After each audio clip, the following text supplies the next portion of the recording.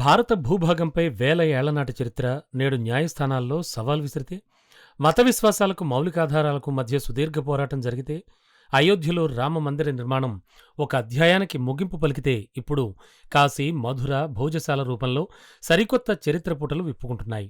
ఒక భారత భూభాగమే కాదు, ఈ సృష్టిలో హిందూత్వానికి సంబంధించి ఏదో ఒక రూపంలో వాటి ఆనవాళ్లు మనకి ప్రత్యక్షమవుతూ ఉంటాయి.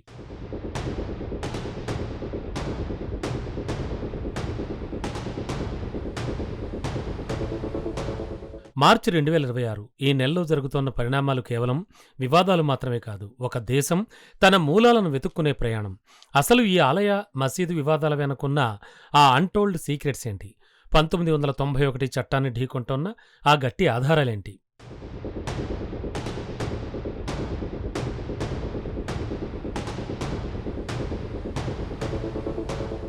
మొదటగా మధ్యప్రదేశ్లోని థార్ భోజశాల 11వ శతాబ్దంలో రాజభోజుడు నిర్మించిన ఈ సరస్వతి కంఠాభరణం నేడు ఒక కీలక మలుపులో ఉంది. 2024లో ఏఎస్ఐ సమర్పించిన 2000 పేజీల నివేదికలో సంచలన విషయాలు వెలుగుచూశాయి.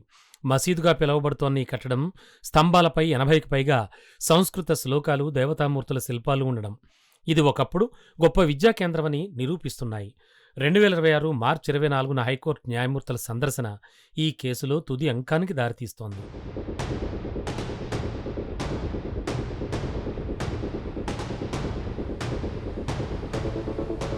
ఇక కాశీ జ్ఞానవాపి. ఇక్కడ వివాదం కేవలం ఒక గోడకు సంబంధించింది కాదు. మాజిర్ ఏ అలంఘిరి వంటి చారిత్రక గ్రంథాల్లో 1669లో ఔరంగజేబు ఈ ఆలయాన్ని కూల్చివేసినట్లు స్పష్టమైన ఆధారాలున్నాయి. 2024 ఏఎస్ఐ సర్వేలో తెలుగు మరియు కన్నడ లిపిలో ఉన్న శిలా శాసనాలు లభించడం దక్షిణ భారతీయులకు ఈ ఆలయంతో ఉన్న అనుబంధాన్ని చాటి చెబుతున్నాయి.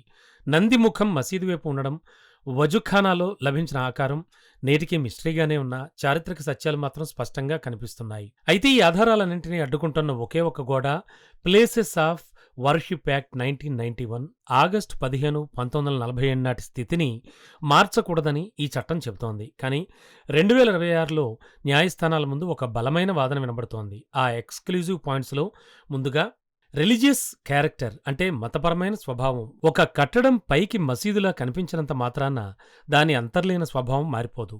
ఇస్లామిక్ చట్టం ప్రకారం కూడా ఆక్రమించిన స్థలంలో మసీదు నిర్మాణం నిషిద్ధం.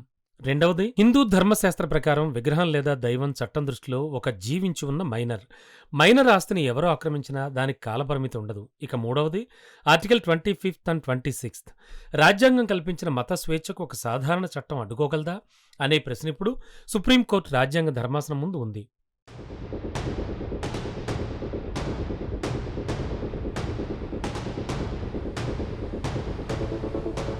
ఇక మధుర, శ్రీకృష్ణుడి జన్మస్థానంగా భావించే ఈ 13.37 ఎకరాల భూమిపై పోరాటం ముదురుతోంది. 1815 నాటి బ్రిటిష్ రికార్డుల్లో ఇది కేశవపుర భూమిగా నమోదై ఉంది. 1920 నోటిఫికేషన్లను కూడా ఇదే విషయాన్ని బలపరుస్తున్నాయి. మసీదు కింద అసలైన గర్భాలయం ఉందన్న హిందూ పక్షం వాదనపై మార్చి 28, 2026న అలహాబాద్ హైకోర్టు ఇవ్వబోయే ఆదేశాలు దేశవ్యాప్తంగా ఉత్కంఠను రేపుతున్నాయి.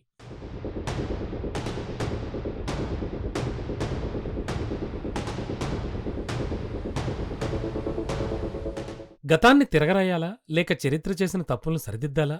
2026 ఏప్రిల్ మాసం భారత న్యాయ చరిత్రలో ఒక మైలురాయి కాబోతోంది. ఇది కేవలం మతపరమైన అంశం అయితే కాదు, చట్టం, చరిత్ర మరియు దేశాత్మకు మధ్య జరుగుతోన్న మథనం. సత్యం భూగర్భంలో దాగినా కూడా ఏదో ఒక రోజు వెలుగులోకి రాక తప్పదు. ఇదొక్కటేనా? తవ్వుకుంటూ పోతే కోకొల్లలున్నాయి. అంతటి గొప్పది ఈ హిందుత్వం.